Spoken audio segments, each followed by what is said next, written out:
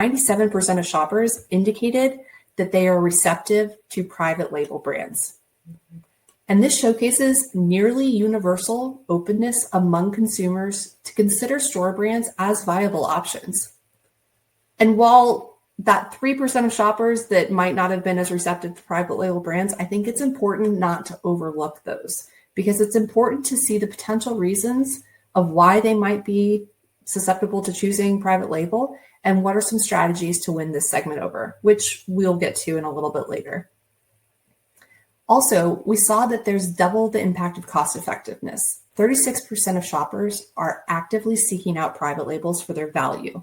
So this suggests that competitive pricing plus perceived qualities are key drivers in the rising preference and customer appetite for private labels. And then we saw that a third of shoppers are not only open to actively planning to increase their purchase of private label products, but it's really indicating that this is a significant shift in consumer buying behavior and a really fantastic time to continue growth with your private label strategies. So what's interesting now more than ever is that private label products are significantly closing the gap in consumer choice against those national brands. And from data from Insider Intelligence, we know that nearly half of the shoppers that are surveyed are now more likely to prefer store brands, which highlights that significant shift in consumer preference towards private label options over national brands.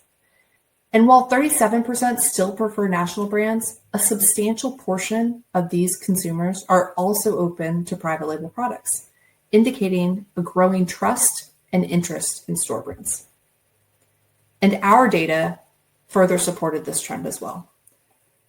65% of survey respondents indicated that not only were they willing to consider private labels, but they actively sought them out for dupes for national brand original, which I think is just absolutely wild.